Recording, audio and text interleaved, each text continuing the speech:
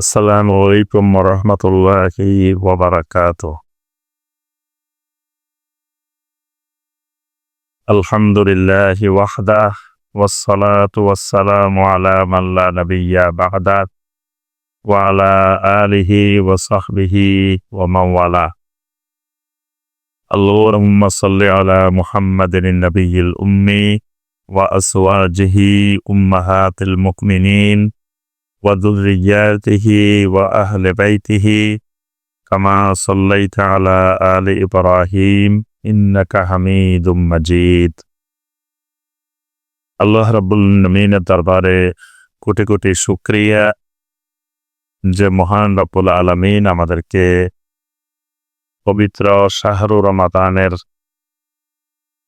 মাসে সিয়ামরত অবস্থায় ইফতারির পূর্ব মুহূর্তে আল্লাহ সুবহানাহু ওয়া তাআলার দিন কেন্দ্রিক আমাদেরকে আল্লাহ পাক একত্রিত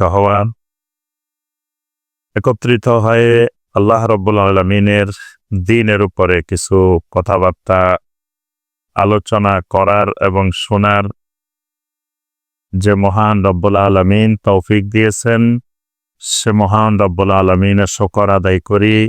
সকলে বলি আলহামদুলিল্লাহ।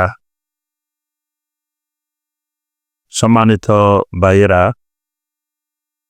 আলহামদুলিল্লাহ আমরা একটা অত্যন্ত মোবারকময় সময়, বরকতময় সময়ে আমরা একত্রিত হয়েছি। তো একদিকে দ্বীনের উদ্দেশ্যে একত্রিত হওয়া, এটাও একটা বরকতময় মাজলিস। আবার যেই মাসে আমরা একত্রিত হয়েছি সেই মাসটিও একটি বরকতময় মাস। যে সময়ে আমরা বসেছি এই সময়টিও একটি বরকতময় ফজিলতময় সময়। এই মাসটির আল্লাহ রাব্বুল আলামিন এই মাসের নাম রেখেছেন রমজান মাসুর 12টা। কোরআনে কারীমের মধ্যে কয়টা মাসের নাম আছে? আজকে খালি ক্লাস হবে, আপনারা বলবেন, আমি জিজ্ঞাসা করব, কারণ সম্পন্ন স্টুডেন্ট। হ্যাঁ, আর আলোচনা করলে জিনিসগুলো আমাদের ভালোভাবে জানা হবে এবং ভিতরে স্নতা ঘুরে গেতে যাবে। আল্লাহ রাব্বুল আলামিনের নির্ধারিত মাস হলো 12টা। আল্লাহ সুবহানাহু ওয়া তাআলা কোরআনে কারীমের মধ্যে বলছেন, ইন্না ইদ্দাতাশ শুহুরি ইনদাল্লাহি 12 শাহরা। আল্লাহ রাব্বুল আলামিনের কাছে গণনার মাস হলো 12টি। ইসনা আশারনা শাহরা, ইসনা আশার মানে 12, ইসনা আশারা শাহরা, 12টি মাস। কখন থেকে? ইয়াউমা খালাকাস সামাওয়াতি ওয়াল আরদ, যেদিন থেকে আল্লাহ পাক আসমান জমিন সৃষ্টি করেছে ওই দিন থেকে আল্লাহ সুবহানাহু ওয়া তাআলা নির্ধারণ করেছেন মাসের গণনা হবে 12টি। মিনহা আরবাতুন হুরুম, এই 12টি মাসের মধ্যে 4টি মাস হলো হারামের মাস। আল্লাহ পাক বলে দিয়েছেন আরবা নির্দিষ্ট করে দিয়েছে 4টা মাস। এটা হলো আশহুরে ও হুরুম, হলো হারামের বহুবচন। হারাম মানে সম্মানিত। এই 4টা মাস সম্মানিত মাস। সম্মানিত মাস 4টা কোনটা কোনটা বলেন দেখি? জি, মানে মনে রাখার সুবিধা হলো 3টা একসাথে আর একটা আলাদা। রজবটা আলাদা, আর জুলকাদা, জুলহিজ্জা, মুহররম, এই 3টা একসাথে। এটা জাহেলি যুগের লোকেরা মানে ইসলামের বিধিবিধান বা মিল্লাতে ইব্রাহিমের বিধিবিধান মানত না, কিন্তু এই আশুরের বিধানটা জাহেলি যুগের লোকেরা মেনে চলত। মানে এই 4 মাসে যুদ্ধ বিগ্রহ, মারামারি, কাটাকাটি সব বন্ধ করে দিত। এবং দাবার শত্রু ও সামনে দিয়ে গেলেও এই সময়ের মধ্যে তারা আক্রমণ করতো না, কোনো প্রকারের যুদ্ধ বিগ্রহে মারামারিতে জড়িত হইত না এই মাসের সম্মানে। একটা মাস বা যেটা রজব, এটা আঁকা হয়েছে কি জন্য? এটা হলো উমরার জন্য। রজব মাসটাকে তারা নির্ধারণ করছে, এটা উমরার জন্য নির্ধারিত। এখানে সব মিলে উমরা করবে, কেউ কারো করে আক্রমণ করবে না। আর এই 3 মাস রাখা হচ্ছে হজের জন্য। জুলকাদা, জুলহিজ্জা, মুহররম, এই 3 মাস হলো হজের জন্য। আপনার সাথে যতজনের শত্রুতা থাকুক, যে গোত্রের সাথে যে গোত্রের শত্রুতা থাকুক, যত বিরোধ থাকুক, মানে হজের জন্য এই 3 মাস তারা কারো উপরে কেউ আক্রমণ করবে না, সবাই মিলে হজ করবে। মানে আপনি শিরিক করলে আমরা কিন্তু সবাই মিলে হজ করবে। আমার রজব মাসে সবাই অমরাও করবে। ওমরা এবং হজ এই দুটাকে তারা বন্ধ করে নেই। এই দুইটাকে তারা অব্যাহত রাখছে যে এই দুইটা কন্টিনিউ চলবে। যত শিরিক করি, যত কিছু করি, কিন্তু আপনি তারা শিরিক মনে করে নেই। তারা তো ওইটাকেও ইসলাম মনে করে, দিন মনে করে। তাই না এই 4টে মাস আসলে হলো এটা মেনে চলত। আমরা যে কথাটা প্রথমে বলছি যে বর্তমানে যে মাসে আমরা আছি, এই মাসের নাম হলো রমাদান। এই মাসের নাম কোরআনে কারিমে আছে।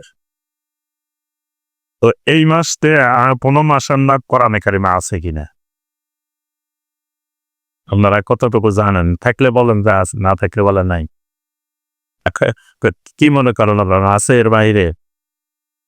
যে আছে আছে বলতেছেন না? না মানে কোনো পক্ষে না।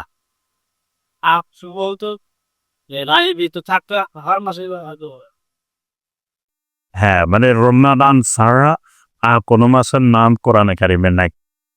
বাকি মাসগুলোর নাম কোরআনে কারিমে নাই। একটা মাত্র মাস, যে মাসটার নাম আল্লাহ রাব্বুল আলামিন কোরআনে কারিমে নির্দিষ্ট করে উল্লেখ করেছেন। সূরা আল বাকারার 185 নম্বর আয়াত। আল্লাহ সুবহানাহু ওয়া তাআলা বলেন, শাহরু রমাদানাল্লাযী উনজিলা ফীহিল কুরআন হুদাল লিন-নাসি ওয়া বায়্যিনাতিম মিনাল হুদা ওয়াল ফুরকান। এখানে আল্লাহ পাক প্রথমে বলছেন শাহরু রমাদান, রমাদান মাস। রমাদান মাসের পরিচয় কি? আল্লাযী উনজিলা ফীহিল কুরআন। রমাদান মাসের পরিচয় হলো যে এই মাসে আল্লাহ রাব্বুল আলামিন কোরআন নাযিল করেছেন, কোরআন অবতীর্ণ করেছেন। কোরআন কেন অবতীর্ণ করেছেন? হুদাল লিন-নাস, সমস্ত মানুষের, সমগ্র মানবতা এদের জন্য, রাস্তা দেখানোর জন্য। ওয়া বায়্যিনাতিম মিনাল হুদা ওয়াল ফুরকান, এবং এটা হেদায়েতের বায়্যিনাত, মানে এটা সুস্পষ্ট দূত। কোরআনে কারিমতে হেদায়েতের সুস্পষ্ট দলিল। ওয়াল ফুরকান, এবং কোরআনে কারিমতে সত্য মিথ্যার, হক এবং বাতিলের পার্থক্যকে। তাহলে আল্লাহ রাব্বুল আলামিন অন্য কোনো মাসের নাম উল্লেখ না করে শুধু এই মাসটার নাম কোরআনে কারিমে উল্লেখ করেছে। কেন করেছেন? এর কারণ হলো, প্রথমত এই মাসটি শাহরু রমাদান, যে মাসটি, এরকম মাস আল্লাহ রাব্বুল আলামিন কোন জাতিকে, কোন কওমকে ইতিপূর্বে প্রদান করেন নাই। মানে আদম আলাইহিস সালাম থেকে শুরু করে এ পর্যন্ত যত উম্মত ছিলেন, সকল উম্মতকে আল্লাহ রাব্বুল আলামিন সিয়াম দিয়েছেন, কিন্তু রমাদান মাস দেন নাই। এমন কোন উম্মত পৃথিবীতে অতিবাহিত হয় নাই যে উম্মতের উপরে আল্লাহ রাব্বুল আলামিন সিয়াম ফরজ করেন নাই। যেটা আল্লাহ পাক সূরা আল বাকারার 183 নম্বর আয়াতে কারিমে বলছেন, ইয়া আইয়ুহাল্লাযীনা আমানু কুতিবা আলাইকুমুস সিয়াম কামা কুতিবা আলাল্লাযীনা মিন ক্বাবলিকুম। এখানে আল্লাহ পাক সিয়াম ফরজ করে বলে দিয়েছেন কানি কুতিবা আলাল্লাযীনা মিন ক্বাবলিকুম, যেগুলো ইতিপূর্বে তোমাদের পূর্ববর্তীদের উপরে সিয়াম ফরজ করা হয়েছিল। অনুমতি যত উম্মত ছিলেন সকল উম্মতের উপরে সিয়াম ফরজ ছিল। তবে এক এক উম্মতের সিয়ামের দর এক এক রকম ছিল। অল্প উম্মতের উপরে আল্লাহ রাব্বুল আলামিন আশুরা সিয়ামকে ফরজ করে দিয়েছিলেন। আশুরা মুহররম মাসের সিয়াম ফরজ ছিল। এমনকি এই উম্মতের উপরেও রমাদানের সিয়াম ফরজ হওয়ার আগে আশুরার সিয়াম ফরজ ছিল। রমাদানের সিয়াম ফরজ হয় কত হিজরিতে? বলেন তো দেখি, সিয়াম ফরজ হওয়ার কত হিজরিতে? দ্বিতীয় হিজরিতে। হিজরতের পরে দ্বিতীয় হিজরিতে। দ্বিতীয় হিজরির আগে এই রমাদান মাসের সিয়াম ফরজ হয়নি। তাহলে দ্বিতীয় হিজরির আগে নবী সাল্লাল্লাহু আলাইহি ওয়াসাল্লাম আরো নবুয়তি জীবন বা মক্কি জীবন আরো 14 বছর। এই 14 বছরটি সিয়াম ছিল না? ছিল। এই 14 বছর নবী সাল্লাল্লাহু আলাইহি ওয়াসাল্লাম আশুরা সিয়াম, তারপরে প্রতি চন্দ্র মাসের 13, 14, 15 আইয়ামুল বীদের সিয়াম, এগুলোকে ফরজের মতো গুরুত্ব দিয়েই নবী সাল্লাল্লাহু আলাইহি ওয়াসাল্লাম এবং সাহাবায়ে কেরাম পালন করতেন। এজন্য সাহাবায়ে কেরাম বলেন যে রমাদানের সিয়াম ফরজ হওয়ার আগে নবী সাল্লাল্লাহু আলাইহি ওয়াসাল্লাম আমাদেরকে যেভাবে আশুরার সিয়ামের গুরুত্ব দিতেন, রমাদানের সিয়াম ফরজ হওয়ার পরে আর সেভাবে গুরুত্ব দিতেন না। অর্থাৎ এর আগে উম্মতগুলোর উপরে কারোর উপরে আশুরার সিয়াম ফরজ ছিল, কারোর উপরে জিলহজ মাসের যুলহিজ্জা মাসের 1 থেকে 9 তারিখ পর্যন্ত প্রথম 9 দিন সিয়াম পালন করা ফরজ ছিল। কোন কোন উম্মতের উপরে প্রতি মাসে 3 দিন 13, 14, 15 সিয়াম পালন করা ফরজ ছিল। কোন কোন উম্মতের উপরে সোমবার, বৃহস্পতিবার সিয়াম পালন করা ফরজ ছিল। অর্থাৎ যে সিয়ামগুলো আমাদের জন্য এখন নফল সুন্নাত, এই সিয়ামগুলো পূর্ববর্তী উম্মতদের উপরে ফরজ ছিল। আল্লাহ রাব্বুল আলামিন সিয়াম সকল উম্মতকে দিয়েছেন, কিন্তু রমাদান সকল উম্মতকে দেননি। রমাদান মাস এই সম্পূর্ণ একটা মাস যেটার মধ্যে আল্লাহ পাক অনেকগুলো জিনিস বরকতময় অনেকগুলো জিনিসকে একত্রিত করে একটা নির্দিষ্ট মাস। এরকম নির্দিষ্ট করে কোনো মাস পূর্ববর্তী কোনো জাতিকে কোনো উম্মতকে আল্লাহ রাব্বুল আলামিন দেন নাই। এই কারণে আল্লাহ রাব্বুল আলামিন এই মাসটা না কোরআনে কারিমে আমাদেরকে সুস্পষ্ট রূপে উল্লেখ করে জানিয়ে দিয়েছেন, শাহরু রমাদান, রমাদান মাস। এই মাসের নামটা সরাসরি আল্লাহ রাব্বুল আলামিন রেখেছেন। বাকি মাসগুলোর নাম নবী সাল্লাল্লাহু আলাইহি ওয়াসাল্লাম পরিবর্তন করছে। আরবি যে মাসগুলো আমরা গণি, এগুলো কিন্তু জাহিলি যুগে আরেক নামে ছিল। পরে নবী সাল্লাল্লাহু আলাইহি ওয়াসাল্লাম এই নামগুলো পরিবর্তন করছে। অনেকগুলো নামের সাথে শিরকি বিষয় জড়িত ছিল। এই কারণে নবী সাল্লাল্লাহু আলাইহি ওয়াসাল্লাম এগুলোকে পরিবর্তন করে পরবর্তীতে এই নতুন নামে নামকরণ করছে। কিন্তু রমাদান নামটা সরাসরি আল্লাহ রাব্বুল আলামিন নিজেই রেখেছেন, কারণ এটা এই উম্মতের জন্য বিশেষ একটা দান, বিশেষ একটা উপহার। আচ্ছা, বলবেন হলো রমাদান শব্দের অর্থ কি? রমাদান শব্দের বাংলা কি? আপনার মনে কষ্ট নিতেছেন? রমাদান অর্থ কি? রমাদান মাসটার নাম হলো রমাদান। রমাদান অর্থ না, রমাদান অর্থ বিরত থাকাও না, সংযত থাকাও না। হ্যাঁ, রমাদান মানে রমদম থেকে। রমদম মানে হলো একেবারে জ্বালিয়ে পুড়িয়ে নিঃশেষ করে দেওয়া। আরবি ভাষায় রমদম মানে হলো একেবারে যেটা শেষ, সব শেষ হয়ে গেছে, এমন ভাবে নিচ্ছিন্ন করা হয়েছে যে সব বিলুপ্ত হয়ে গেছে। এরকম জিনিসকে আরবিতে বলা হয় রমদম। রমদম থেকে আল্লাহ পাক এই মাসের নাম রেখেছে রমাদান। এই মাসটার নাম রমাদান কেন? নবী সাল্লাল্লাহু আলাইহি ওয়াসাল্লামের ওই হাদিস, মান সাওমা রমাদানা ঈমানান ওয়া ইহতিসাবান গুফিরা লাহু মা তাকাদ্দামা মিন যামবিহি ওয়া মান ক্বামা রমাদানা ঈমানান ওয়া ইহতিসাবান গুফিরা লাহু মা তাকাদ্দামা মিন যামবিহি ওয়া মান ক্বামা লাইলাতুল কদরি ঈমানান ওয়া ইহতিসাবান গুফিরা লাহু মা তাকাদ্দামা মিন যামবিহি। এই মাসের যত আমল আছে, যত ইবাদত আছে, সবগুলোর মাধ্যমে ফলাফল হইল গুফিরা লাহু মা তাকাদ্দামা মিন যামবি, মানে তার অতীতের বিগত জীবনের যত গুনাহ আছে, যত অপরাধ আছে, যত গুনাহ আছে, সবগুলো একেবারে এমনভাবে নিচ্ছিন্ন হয়ে যায়, ওই ব্যক্তির মধ্যে আর গুনাহ অস্তিত্ব খুঁজে পাওয়া যায়। মানে পুরো এক বছরে বান্দা যা গুনাহ করছে, এই গুনাহগুলো রমাদান মাস আসার পরে এমনভাবে পরিচ্ছন্ন করে ফেলছে।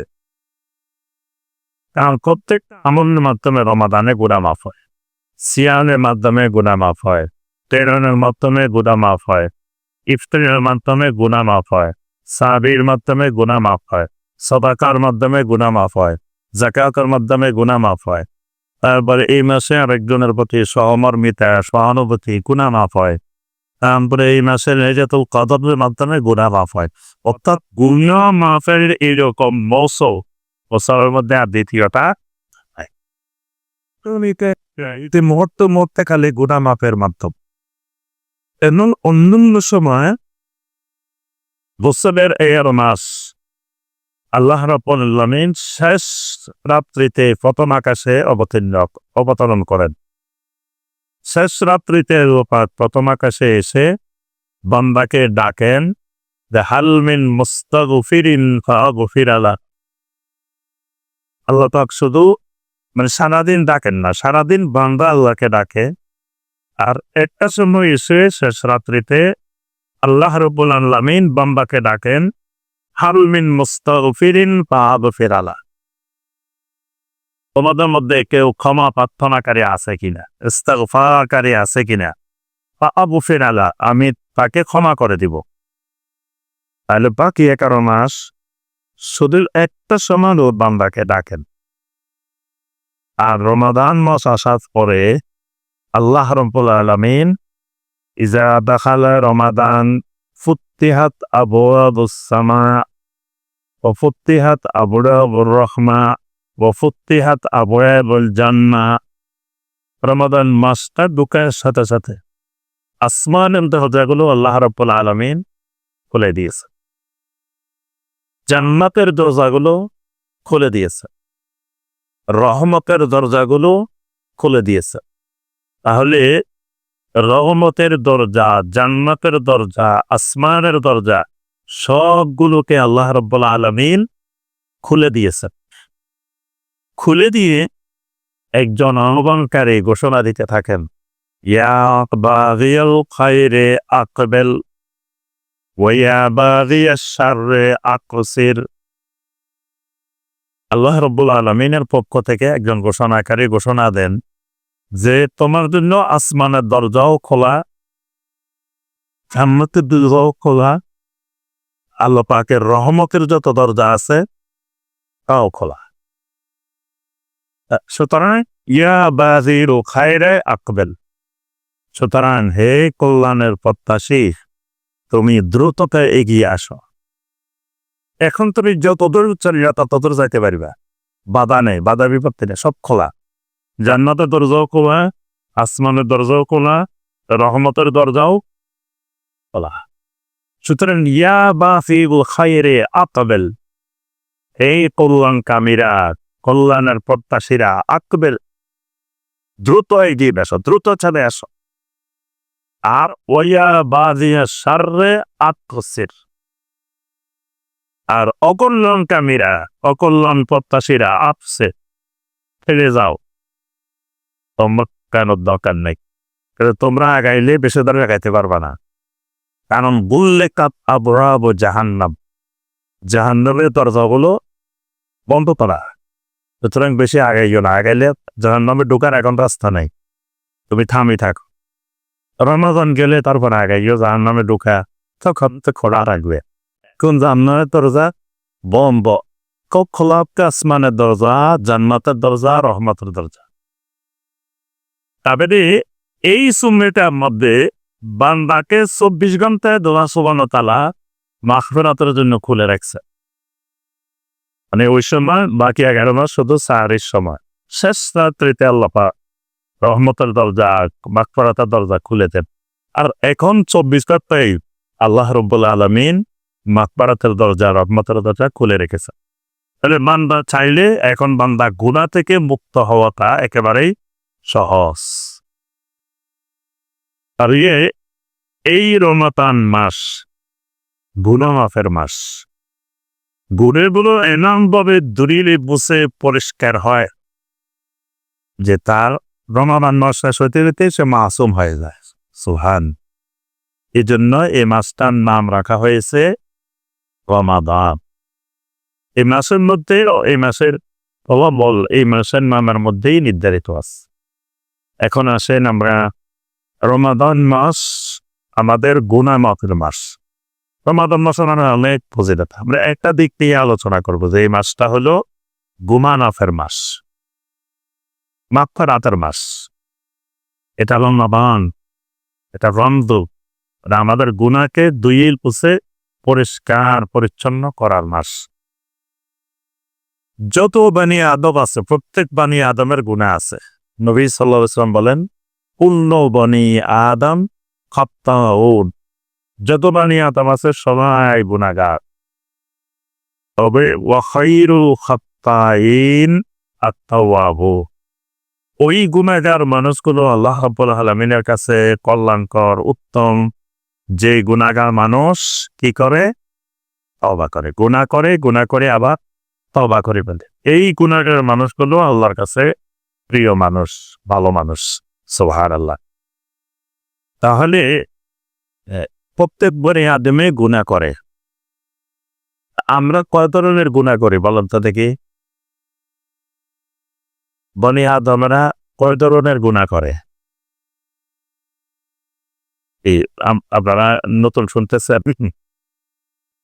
আমরা কয় ধরনের গুনাহ করি, বা বনি আদম সমস্ত মানুষেরা কয় ধরনের গুনাহ করে? না, গুনাহ করে 3 ধরনের। গুনাহ করে কয় ধরনের? 3 ধরনের। আল্লাহ সুবহানাহু ওয়া তাআলা সূরা আল-হুজুরাতের 7 নম্বর আয়াতে আল্লাহ পাক গুনাহকে 3 ভাগে ভাগ করে দিয়েছে। গুনাহকে 3 ভাগে ভাগ করছে। আল্লাহ পাক সেখানে বলছেন, ওয়ালাকিন কাররাহা ইলাইকুমুল কুফরা ওয়াল ফুসুকা ওয়াল ইসয়ান,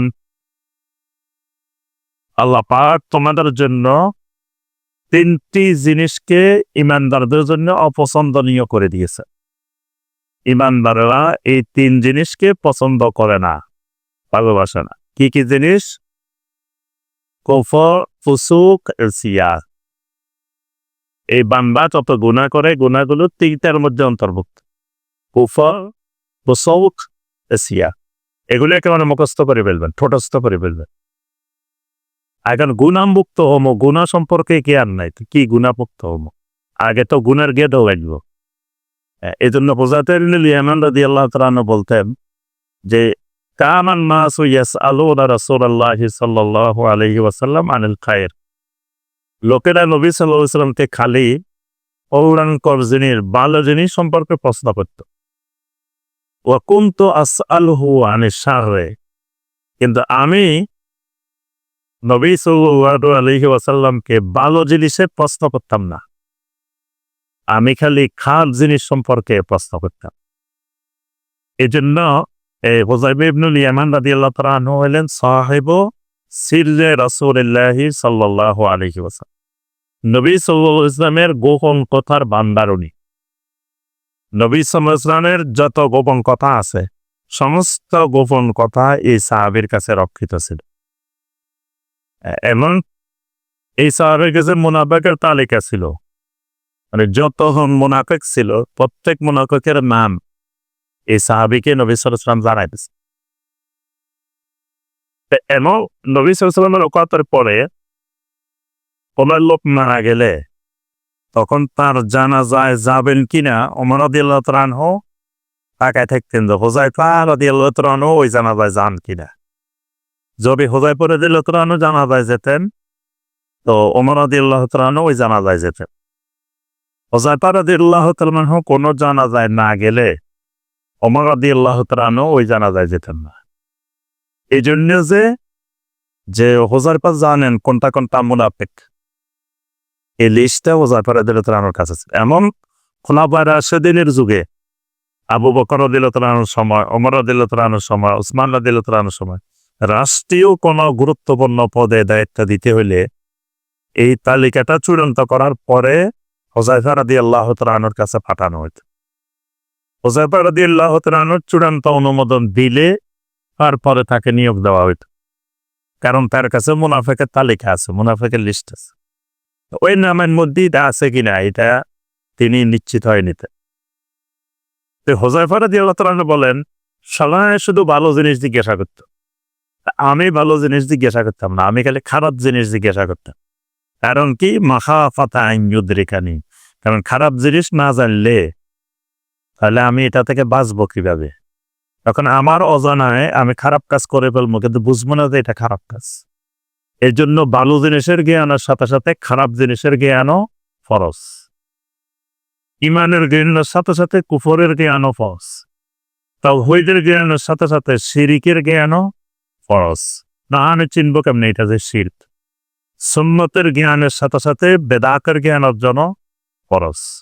না তো আমি বেদাত চিনতে পারবো না। বাংলাদেশে 90% উপরে মানুষ বেদাত চিনে না। তো না চিনার কারণ কি, বেদাত সম্পর্কে জ্ঞান নাই, এলেম নাই, বেদাতে বুঝে না বেদাত কি জিনিস। তো এগুলোর জ্ঞান দরকার। তাহলে গুনাহ থেকে বাঁচতে হলে, গুনাহ থেকে মুক্ত হইতে হলেও গুনাহের জ্ঞান লাগবে। তাহলে প্রথম কথা, গুনাহ কয় প্রকার? 3 প্রকার। কি কি? কুফর, মানে আল্লাহ সুবহানাহু ওয়া তাআলার ভাষায় আল্লাহ পাক এই শব্দেই বলছেন, একটা কুফর, একটা ফুসুক, একটা সিয়ান। এমন আছে আমরা এই গুনাহগুলো সম্পর্কে আগে পরিচয় জানি। এই গুনাহগুলো কোনগুলা কোন গুনাহ? কুফর। কুফর হলো 4 ধরনের গুনাহকে কুফর বলা হয়।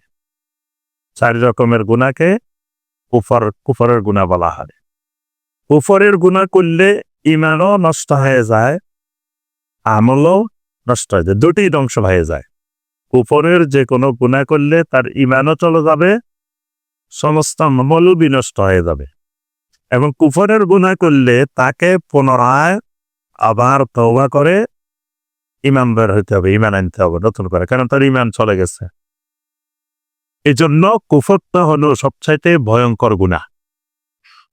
ঈমানের বিপরীত হলো কুফর।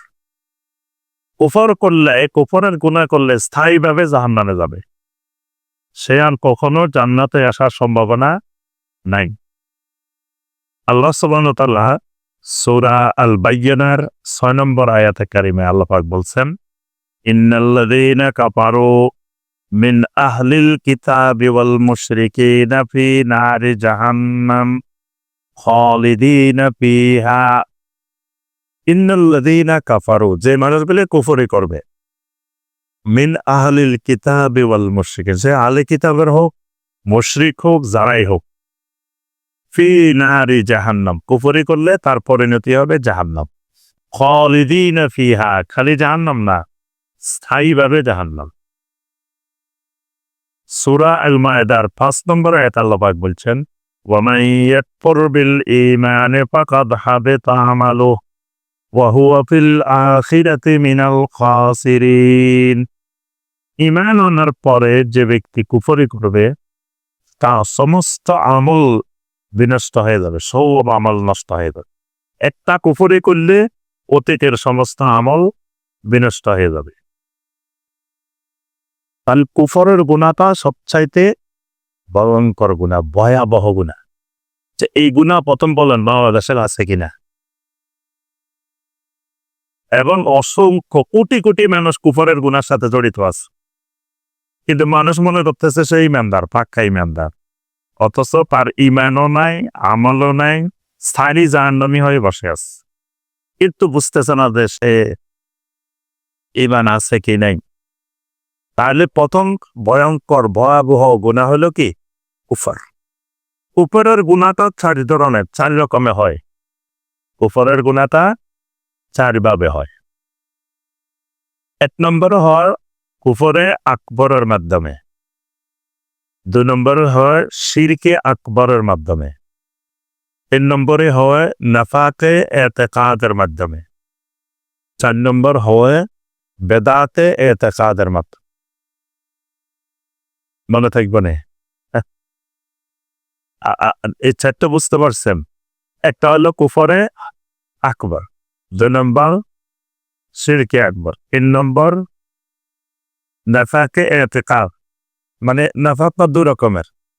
এই এতেকাদ আসছে এই জন্য, একটা নাফাকে আমলি, একটা নাফাকে এতেকাদ। এতেকাদ মানে আকীদার মুনাফিকি, আকীদার নেফাক। একটা হলো আমলের মুনাফিকি আর একটা আকীদার মুনাফিক। আমলের মুনাফিকি যেমন ধরেন নবী সাল্লাল্লাহু আলাইহি ওয়াসাল্লাম বলেছেন মুনাফিকের আলামত 3টা, কোন হাদিসে 4টা। কথা বললে মিথ্যা কথা বলে, আর গড় ওয়াদা করলে খেলাপ করে, আমানত রাখলে খেয়ানত করে। এটা হলো আমলের মুনাফিক। যে মিথ্যা কথা বলে সেও মুনাফিক, কিন্তু মুনাফিকটা মুনাফিকে আমলি, আমলের মুনাফিক। আমলের মুনাফিকের কারণে কিন্তু সে স্থায়ী জাহান্নামী হবে না, তার ঈমান চলে যাবে না। এজন্য মিথ্যা কথা বললে কুফরে গুনাহ হয়, কিন্তু ঈমান যায় না। এই জন্য আমি এখানে আলাদা করছি যে নেফাকে এতেকাদ। 4 নম্বর হইল বেদাতে এতেকাদ। বেদাতও 2 রকমের আছে, একটা আমলের বেদাত, একটা আকীদার বেদাত।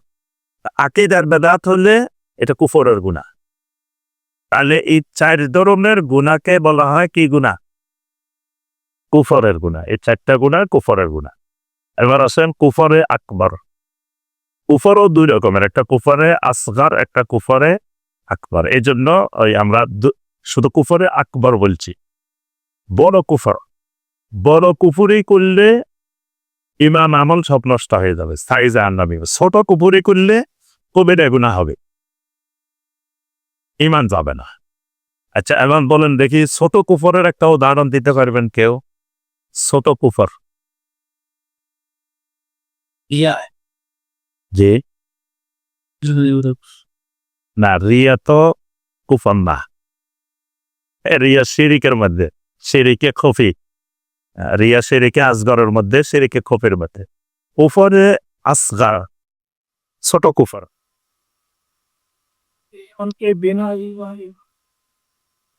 হ্যাঁ, এটা একটা যে নবী সাল্লাল্লাহু আলাইহি ওয়াসাল্লাম বলেছেন মান তারাকা সলাতা মুতাআম্মিদান ফাকাদ কাফার। যে লোক ইচ্ছাকৃত ছেড়ে দেয় সে কুফরি করে। এখানে একটা লাভ আছে, কেউ বলছে বড় কুফরি, কেউ বলছে ছোট কুফর। এটা একটা ছোট কুফরের উদাহরণ। আর একটা ছোট কুফরের উদাহরণ হলো নবী সাল্লাল্লাহু আলাইহি ওয়াসাল্লাম বলেন কোন ব্যক্তি যদি কোন গণকের কাছে যায়, মান আতা কাহিনান আও আররাফান, কোন গণকের কাছে অথবা ভবিষ্যৎ সম্পর্কে যারা ভবিষ্যৎবাণী করে এরকম ব্যক্তির কাছে গেছে, যাওয়ার পরে তাকে কিছু জিজ্ঞাসা করছে। তো জিজ্ঞাসা করলে লাম তুকবাল্লাহু সালাতু আরবাঈনা লাইলা, 40 দিন তার কোনো সালাত কবুল হবে না। সালাত কবুল হবে না মানে কোনো ইবাদতে কবুল হবে না, শুধু জিজ্ঞাসা করলে। এখন জিজ্ঞাসা করার পরে ফাসাদ্দাকাহু বিমা ইয়াকুল, ওই গণক বা ভবিষ্যৎবাণী যে করছে সে বলার পরে সে বিশ্বাস করে ফেলছে, যা বলছে বিশ্বাস করছে। এই বিশ্বাস করলে নবী সাল্লাল্লাহু আলাইহি ওয়াসাল্লাম বলেন যে ফাকাদ কাফারা বিমা উনজিলা আলা মুহাম্মাদিন সাল্লাল্লাহু আলাইহি ওয়াসাল্লাম, সে মুহাম্মদ সাল্লাল্লাহু আলাইহি ওয়াসাল্লামের উপরে যা নাযিল হয়েছে তার উপরে কুফরি করছে। এটা কুফরি হয়েছে, কিন্তু এই কুফরি কিন্তু বড় কুফরি না, আসগার, ছোট কুফরি। তারপরে আপনার কোন ব্যক্তিকে বাপের নাম বাদ দিয়ে অন্যের নাম সংযুক্ত করা, মানে ধরেন পালক ছেলেরে মূল বাপের নাম না দিয়ে যে পালছে তার নাম লাগাই দিছে, এটাকেও নবী সাল্লাল্লাহু আলাইহি ওয়াসাল্লাম কুফরি বলছে। এটাও কুফরি। এটা কোন ধরনের কুফরি? এটা কুফরে আসগর, মানে এটা ছোট কুফরি। এরকম ছোট ছোট অনেক কুফরি আছে। বোঝা গেছে আপনারা আমার কুফরের বই পড়েন নাই, এখানে আজকে ফেল করছেন, কারণ ছোট কুফর বলতে পারেন নাই। তার অর্থ হলো আমার কুফর মুক্ত ইমান আমল করি, এই বইতে কিন্তু বড় কুফরি বর্ণনা করা আছে আর ছোট কুফরি আলাদা করা আছে। ছোট কুফরি 10-12টা ছোট কুফরির ওখানে হাদিস সহ দেয়া আছে। তো কোনগুলো ছোট কুফরি কোনগুলো বড় কুফরি এটা বুঝতে হবে। আচ্ছা, এখন বড় কুফরির উদাহরণ বলেন দেখি, বড় কুফরি কোনটা? যে আল্লাহ আয়ার হ্যাঁ, মানে না, ওইটা হলো শিরিক একটা, কুফর একটা। শিরিকের কুফরে পার্থক্য আছে। অনেক সময় অনেকে শিরিকের কুফর বোঝে না। প্রত্যেকটা শিরিক কুফর, কিন্তু প্রত্যেকটা কুফর শিরিক না। এটা হলো প্রথম নীতিমালা। যত শিরিক আছে, যে ব্যক্তি শিরিক করছে সে কাফের, শিরিকটা কুফর। আবার প্রত্যেক কুফরই কিন্তু শিরিক না। তো এই যে যেটা বলছে, কোরআনে কারীমের কোন একটা আয়াত অস্বীকার করা, এটা কুফরে আকবার। কোন আয়াত দরকার নাই, তো শব্দ অস্বীকার করলেও এটা কুফরে আকবার, বড় কুফর। কেউ যদি নবী সাল্লাল্লাহু আলাইহি সাল্লামের সহি কোনো হাদিসকে অস্বীকার করে অথবা প্রত্যাখ্যান করে, এটাও কিন্তু কুফরে আকবার, কারণ এটাও ওহী, সে ওহীকে অস্বীকার করছে। তারপরে জাদু করা, সেহের, জাদু, এটাও কি কুফরে আকবার, এটাও বড় কুফর। তারপরে আল এরাজু আন দীনিল্লাহ, আল্লাহর দিনকে প্রত্যাখ্যান করা, বিমুখ হয়ে থাকা। লা ইয়াতাআল্লামুহু ওয়া লা ইয়ামালু বিহি, মানে ঈমান আনছে, ঈমান এনে ঈমান এমনি জমা করে ফেলে রাখছে ঘরের মধ্যে, ঈমানের কোনো খোঁজ খবরই রাখে না। ঈমানের খোঁজ খবর কেন রাখতে হয়? ঈমানের খোঁজ খবর রাখার মাধ্যম হলো এলেম আর আমল। এখন সে এলেমও শিখে না, আমলও করে না, মানে ইসলামের কোনো আমলের সাথেও নাই। আমার ইসলামকে জানার জন্য, বোঝার জন্য কোনো কোরআনে কারিমও পড়ে না, হাদিসও পড়ে না, কোনো এলেমের মজলিসেও বসে না, এলেম চর্চারও কোনো ইচ্ছা কার মধ্যে নাই। এটাও বড় কুফর, এটাও কিন্তু বড় কুফরি।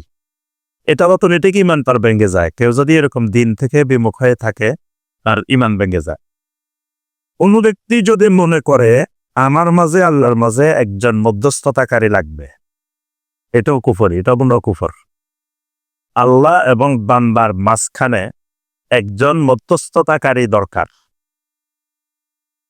এই বিশ্বাস যদি কেউ পোষণ করে, এটা কি হবে? বড় কুফর। আরবের মুশরিকেরা তারা বিশ্বাস করত যে আল্লাহর কাছে সরাসরি যাওয়া যায় না। আল্লাহ সুবহানাহু ওয়া তাআলার কাছে যাইতে হইলে, আল্লাহর মুকাররাবিন হইতে হইলে, মানে আল্লাহর কাছাকাছি হইতে হইলে একজন মধ্যস্থতাকারী লাগবে। এজন্য তাদেরকে যখন জিজ্ঞাসা করা হলো যে তোমরা এই সকল মূর্তির দেবতার ইবাদত করো কেন, তখন তারা বলছে যে মা নাবুদুহুম ইল্লা লিয়ুকাররিবুনা ইলাল্লাহি যুলফা। সূরা আজ-জুমারের 3 নম্বর আয়াত। আল্লাহ পাক বলছেন যে এদেরকে জিজ্ঞাসা করার পরে এরা উত্তরটা দিয়েছে যে আমরা এই সমস্ত মাবুদদের ইবাদত করি এই জন্য যে এরা আমাদেরকে আল্লাহর নিকটবর্তী করে দিবে। মানে আমরা চাইলে কিন্তু সরাসরি আল্লাহর নিকটবর্তী হইতে পারবো না। এই কারণে কোরআনে কারিমে আল্লাহ বারবার বলছেন, এই যে রমাদানের আয়াত নাজিল করে সেখানে আল্লাহ বলছেন ওয়া ইযা সাআলাকা ইবাদি আন্নী ওয়া ইন্নী করিব, বান্দা যখন আমার ব্যাপারে জিজ্ঞাসা করবে আপনি বলে দেন আমি একেবারেই নিকটে। কারিব মানে আল্লাহ যদি নিকটে হয়, আমি আল্লাহর নিকটে যাইতে চাইলে তো আমি আল্লাহ আমার নিকটেই, আল্লাহর নিকটে যাওয়া মুকাররাবিন হওয়ার জন্য মাঝখানে কারা দরকার নাই। সেখানে আল্লাহ পাক বলছেন যে বান্দা যখন আমাকে ডাক দেয় তখন আমি সেই ডাকে সাড়া দিই। আল্লাহ যদি আমার তাকে সাড়া দেয় তো মাঝখানে আরেকজন লাগবে কেন? এই কারণে এটাও কুফরি, এটাও বড় কুফরি। নবী সাল্লাল্লাহু আলাইহি ওয়াসাল্লামের আদর্শের চাইতে পৃথিবীর অন্য কোন ব্যক্তির আদর্শকে উত্তম মনে করা, শ্রেষ্ঠ মনে করা, এটাও কুফরে আকবর, এরকম অনেক কুফরে আকবর আছে। এই কুফরে আকবর করলে স্থায়ী জাহান্নামী হবে, ইমানও শেষ, আমলও শেষ। শিরিকে আকবর, শিরিকও দুই রকম, একটা শিরিকে আকবর, একটা শিরিকে আসগর। তো শিরিকে আকবর কোনটা বলেন তো দেখি, দুই একটা উদাহরণ বলেন দেখি।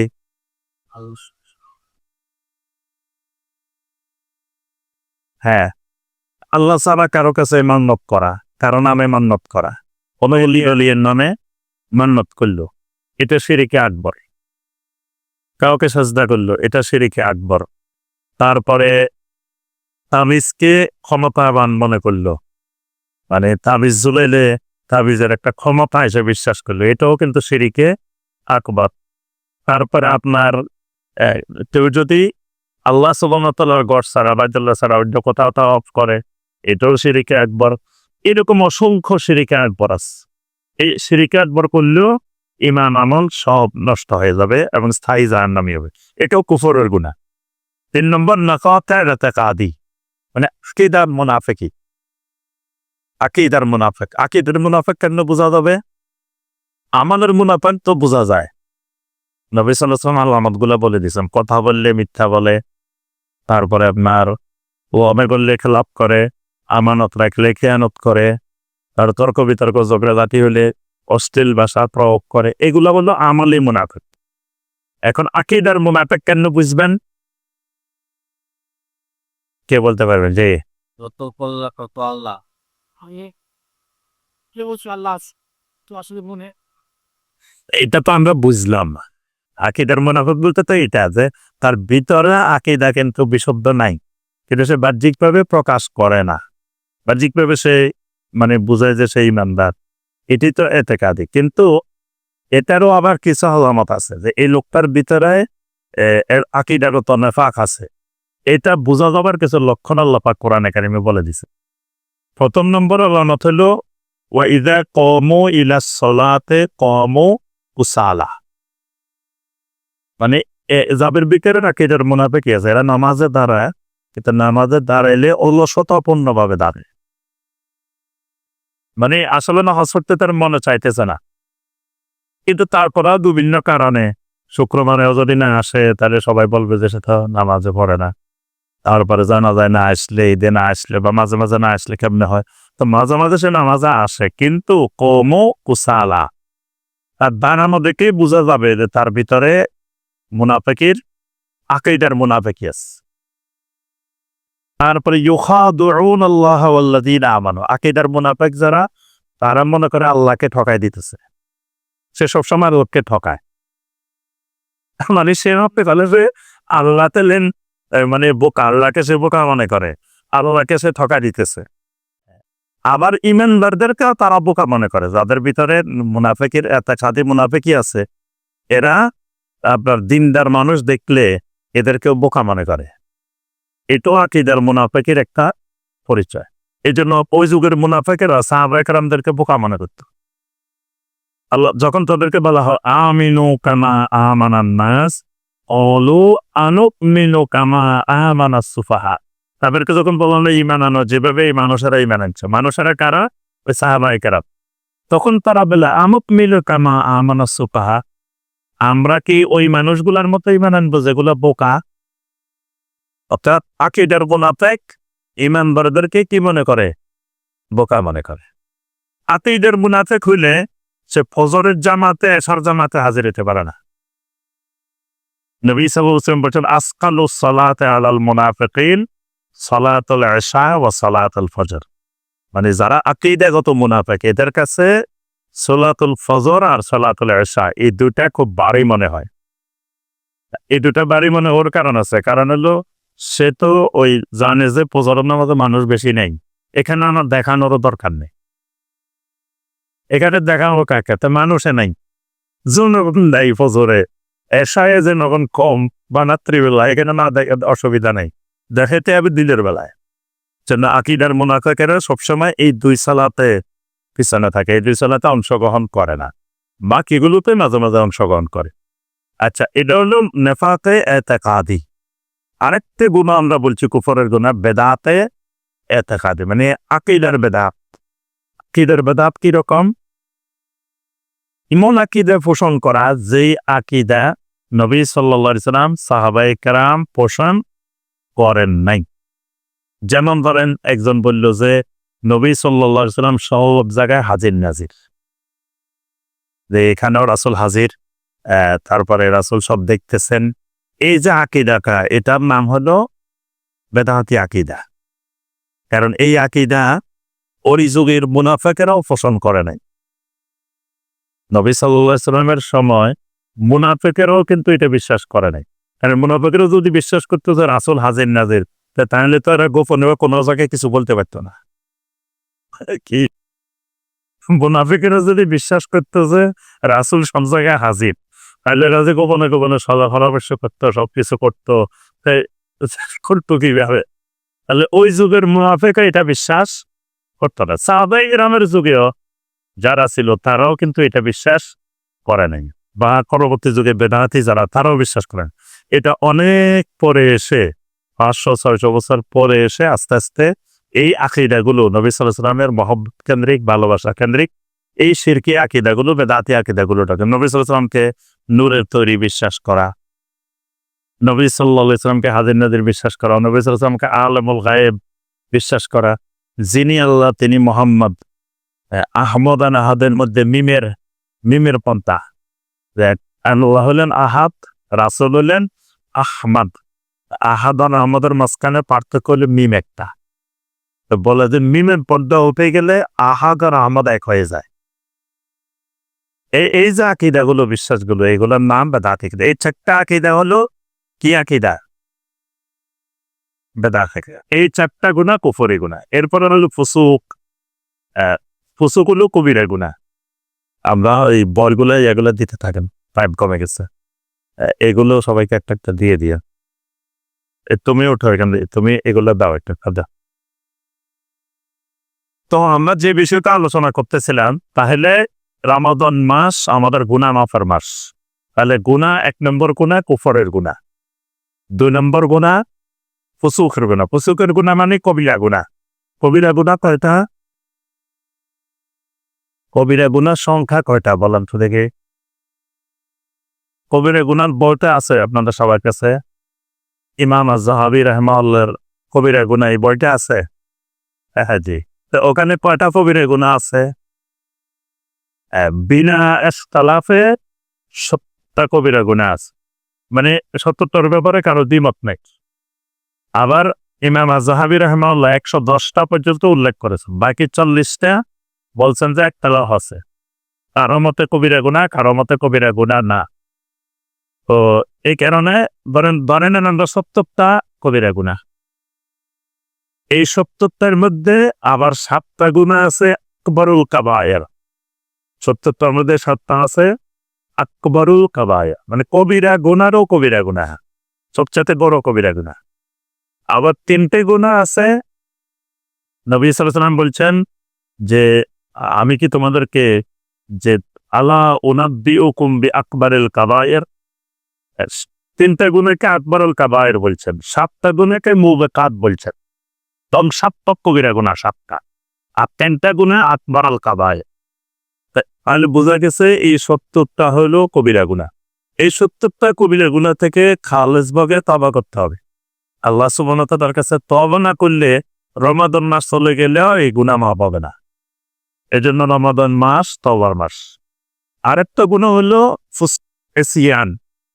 এসিয়ান তো হবে সগীরা গুনাহ, ছোটখাটো গুনাহ। ছোটখাটো গুনাহগুলো আল্লাহ রাব্বুল আলামিন এই রমাদান মাসের বিভিন্ন আমলের মাধ্যমে আল্লাহ পাক ক্ষমা করে দিবেন। রমাদান সাদাকার মাস, দানের মাস। দানের মাধ্যমে, সাদাকার মাধ্যমে আল্লাহ রাব্বুল আলামিন গুনাহ মাফ করে। সাদাকাকে নবী সাল্লাল্লাহু আলাইহি ওয়াসাল্লাম বলেছেন, সাদাকা তুতফিউল খাতিয়া, সাদাকা বান্দার গুনাহগুলোকে দূর করে দেয়। as-সাদাকাতু বারহানুন, সাদাকা হলো দলিল। কিসের দলিল? এগুলা না পাইলে এখানে আরো আছে, এই ইয়াগুলা ক্যালেন্ডার। সাদাকা হলো দলিল। কিসের দলিল? প্রথম দলিল সাদাকা আল্লাহ রাব্বুল আলামিনকে মহব্বত করার দলিল, ভালোবাসার দলিল। কারণ আল্লাহকে ভালো না বাসলে কেউ আল্লাহর রাস্তা দান করতে পারে না। দ্বিতীয়ত কার অন্তরে বহালিতে নাই, কৃপণতা নাই, এটার দলিল। তৃতীয়ত, কিয়ামতের ময়দানে এই সাদাকা তার জন্য দলিল হবে। জান্নাতের একটা দরজার নাম বাবু সাদাকা, সাদকা গেট।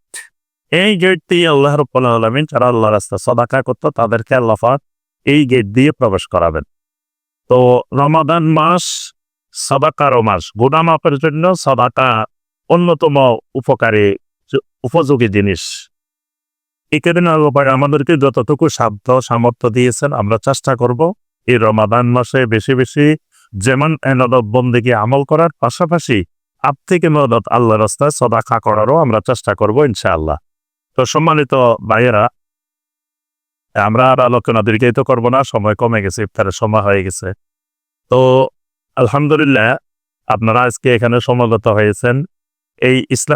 এই সেন্টারের নাম কি? ইসলামিক সেন্টার উত্তর এডুকেশন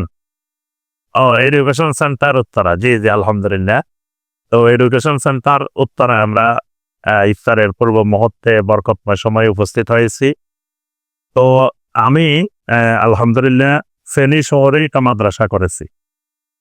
ফেনী শহরে একটা মাদ্রাসা আছে, মাদ্রাসার নাম হলো দারুত তাওহীদ আল মাদানিয়া মাদ্রাসা ফেনী।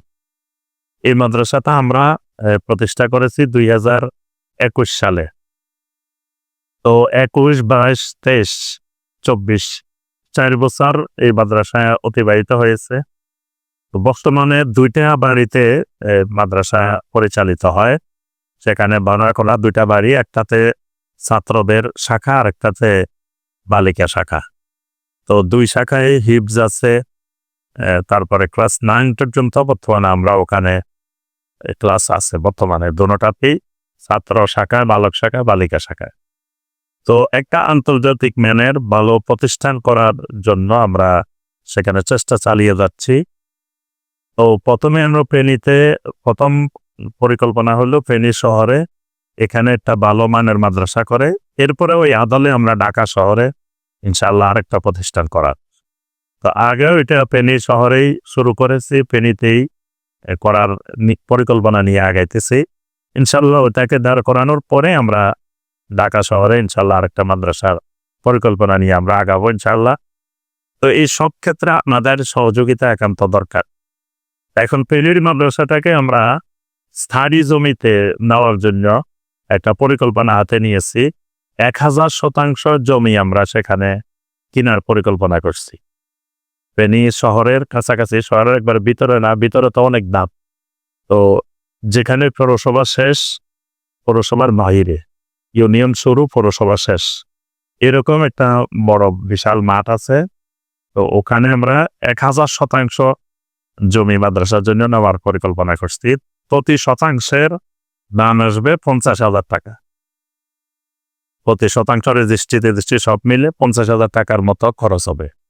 তো 1000%-এ 5 কোটি টাকার মতো লাগবে আমাদের এই প্রজেক্টে, জমি কেনার প্রজেক্টে। এরপরে আমরা আস্তে আস্তে সেখানে একটা একাডেমিক ভবন, একটা ছাত্রদের হল, একটা ছাত্রীদের একাডেমিক ভবন, ছাত্রীদের হল, হিপ শাখা, ছাত্রদের ছাত্রীদের, তারপরে একটা বড় আকারে মসজিদ, তারপরে একটা ইসলামিক সেন্টার, দাওয়া সেন্টার, এই সবগুলো মিলিয়ে এটার ভিতরে আমরা ইনশাআল্লাহ করার পরিকল্পনা নিয়েছি। তো প্রথমে আমরা এখনো বায়নাতে যাই নেই, কথাবার্তা হয়েছে, কাগজপত্র চেক করতেছি আমরা। তো এই কারণে আমরা এখনো মানে ফেসবুকে বা ওফেন আমরা এখনো প্রচারে যাইনি। তো প্রথমে আমরা আমাদের মুহিব্বিন যারা আমাদেরকে পছন্দ করেন, ভালোবাসেন, এদের সাথে ব্যক্তিগতভাবে আমরা যোগাযোগ করতেছি। তো এই যোগাযোগে মোটামুটি আমাদের এ পর্যন্ত প্রায় 70 লাখের মতো আমাদের এসে গেছে। আমাদের অ্যাকাউন্টে 70 লাখ টাকার মতো আসছে এই প্রজেক্ট, আলহামদুলিল্লাহ। তো আমরা আপনাদেরকে আজকে কষ্ট দিয়েছি, একটা হলো রমাদানের দিন সবাই মিলে ইফতার করব, সবাই দেখা সাক্ষাৎ হবে, এটা একটা কিছু দিনই আলোচনা শুনবো, এটা একটা উদ্দেশ্য। পাশাপাশি আপনাদের কাছেও ওই আহ্বানটা আমাদের যে আমাদের এই প্রজেক্টে, এই প্রকল্পে আপনারা সবাই শরিক হবেন, সবাই এই প্রজেক্টে অংশীদার হবেন, যাতে আমরা কাজটা দ্রুত সহজে আমরা করে তুলতে পারি।